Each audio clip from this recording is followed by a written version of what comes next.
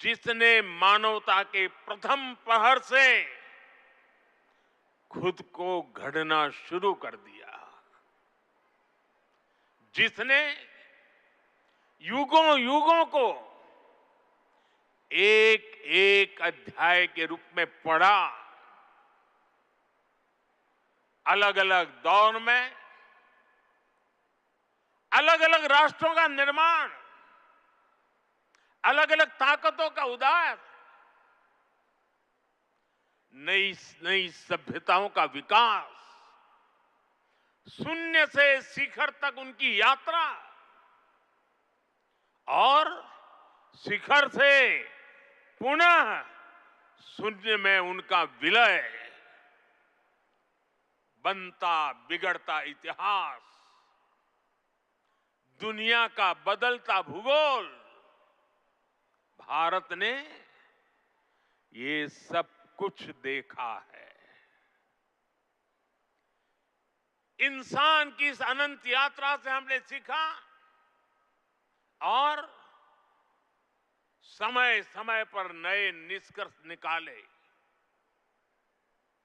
हमने उनके आधार पर अपनी सभ्यता के मूल्यों और आदर्शों को तराशा, उसे गढ़ा।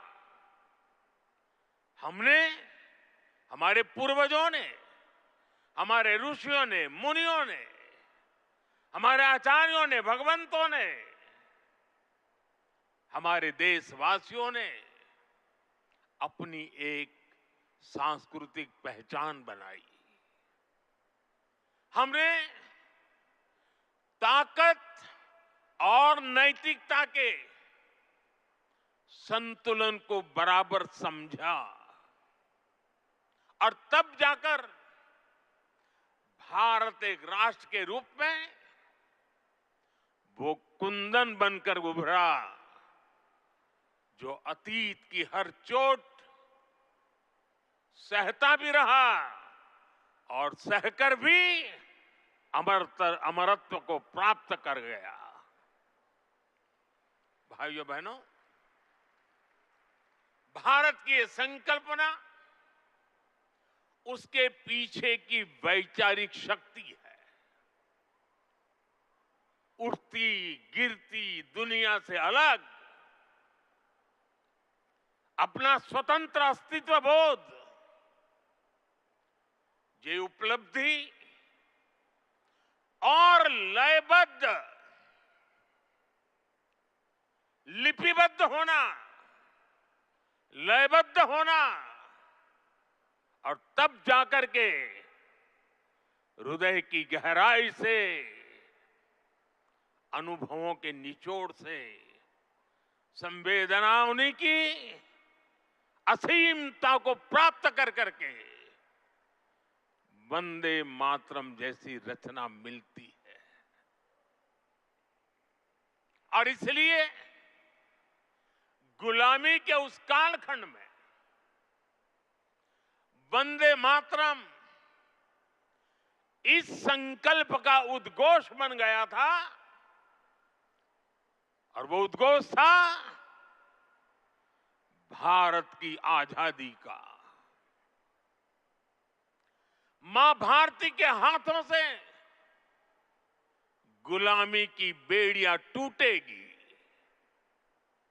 और उसकी संतानें स्वयं अपने भाग्य की भाग्य विधाता बनेगी। साथियों, गुरुदेव रविंद्रनाथ ठाकुर ने एक बार कहा था, बंकिम चंद्र की आनंद मठ केवल उपन्यास नहीं है, ये स्वाधीन भारत का एक स्वप्न है। आप देखिए, आनंद मठ में वंदे मातरम का प्रसंग, वंदे मातरम की एक एक पंक्ति के, बंकिम बाबू के एक एक शब्द के उसके हर भाव के अपने गहरे निहितार्थ थे, निहितार्थ है। ये गीत गुलामी के कालखंड में रचना तो जरूर हो गई उस समय, लेकिन उसके शब्द कुछ वर्षों की गुलामी के साए में कभी भी कैद नहीं रहे। वो गुलामी की स्मृतियों से आजाद रहे। इसलिए वंदे मातरम हर दौर में, हर कालखंड में प्रासंगिक है। इसने अमरता को प्राप्त किया है। वंदे मातरम की पहली पंक्ति है, सुजलाम सुफलाम मलयज शीतलाम सस्य श्यामलाम मातरम। अर्थात प्रकृति के दिव्य वरदान से सुशोभित हमारी सुजलाम सुफलाम मातृभूमि को नमन। साथियों, यही तो भारत की हजारों साल पुरानी पहचान रही है। यहां की नदियां, यहां के पहाड़, यहां के वन वृक्ष और यहां की उपजाऊ मिट्टी, ये धरती हमेशा सोना उगलने की ताकत रखती है। सदियों तक दुनिया भारत की समृद्धि की कहानियां सुनती रही थी।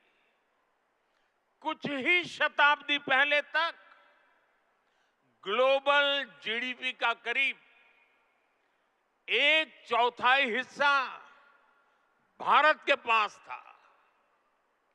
लेकिन भाइयों बहनों, जब बंकिम बाबू ने वंदे मातरम की रचना की थी, तब भारत अपने उस स्वर्णिम दौर से बहुत दूर जा चुका था। विदेशी आक्रमणकारियों ने उनके हमले, लूटपाट, अंग्रेजों की शोषणकारी नीतियां, उस समय हमारा देश गरीबी और भूखमरी के चंगुल में करा रहा था। तब भी बंकिम बाबू ने उस बुरे हालात के स्थितियों में भी